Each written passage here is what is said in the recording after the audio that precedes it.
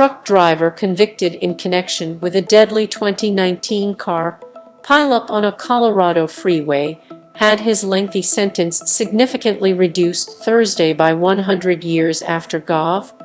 Jared Polis commuted punishment in a case that has put sentencing guidelines under a microscope. Instead of serving 110 years in prison, Rogel Aguilera-Mederos will instead serve 10 years and will be eligible for parole beginning on December 30, 2026. In a letter to Aguilera-Mederos, Polis, a Democrat, called the initial punishment arbitrary and unjust. The commutation came after Aguilera-Mederos applied for clemency following his sentence earlier this month on 27 charges, including 4 counts of vehicular manslaughter. The punishment drew outrage and ignited a petition on Change.org that garnered millions of signatures from people who supported a reduction. You were sentenced to 110 years in prison, effectively more than a life sentence, for a tragic but unintentional act, Polis wrote in his letter. While you are not blameless, your sentence is disproportionate compared with many other inmates in our criminal justice system who committed intentional, premeditated, or violent crimes. The length of your 110-year sentence is simply not commensurate with your actions, nor with penalties handed down to others for similar crimes, the governor added.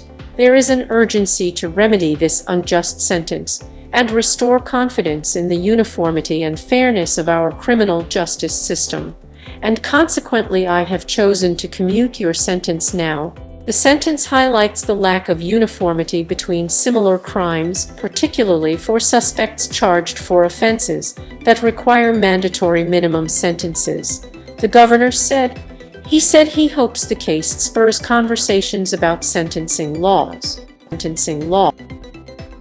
He further called on the Colorado Commission on Criminal and Juvenile Justice to review sentencing guidelines to ensure greater consistency in sentencing to prevent future bizarre outcomes like the one in this case.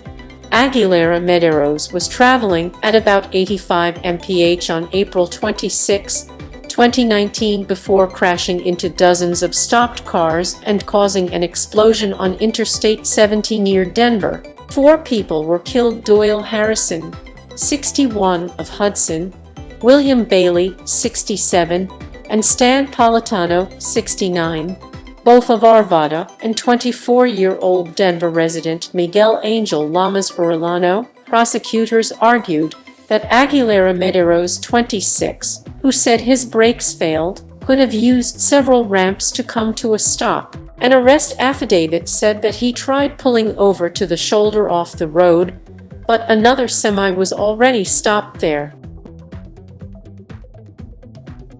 I am not a criminal, he tearfully told a judge. I am not a murderer. I am not a killer. When I look at my charges, we are talking about a murderer, which is not me. I have never thought about hurting anybody in my entire life. Last week, First Judicial District Attorney Alexis King, whose office prosecuted Aguilera-Mederos, took the unusual step of asking a court to reconsider the sentence and impose a more lenient punishment. On Thursday, she decried the governor's actions. From the beginning, we have followed the process set forth in the law to reach a just resolution of this case. We are disappointed in the governor's decision to act prematurely. I joined the surviving victims and families of those who lost their loved ones in their wish to have the trial judge determine an appropriate sentence in this case, as he heard the facts and evidence of the defendant's destructive conduct that led to death, injury, and devastating destruction. She said prosecutors were meeting with the victims and their loved ones to support them in navigating this unprecedented action and to ensure they are treated with fairness, dignity, and respect during this difficult time. Celebrities like Kim Kardashian West took an interest in the case and called for police to end mandatory minimum sentencing, which has led to lengthy sentences that are often disproportionate. with the crimes being prosecuted. According to many criminal justice advocates, this case was a clear example of why mandatory minimums don't work and need to be abolished. I'm grateful to Governor Polis for his empathy and leadership on this case, Kardashian West tweeted Thursday.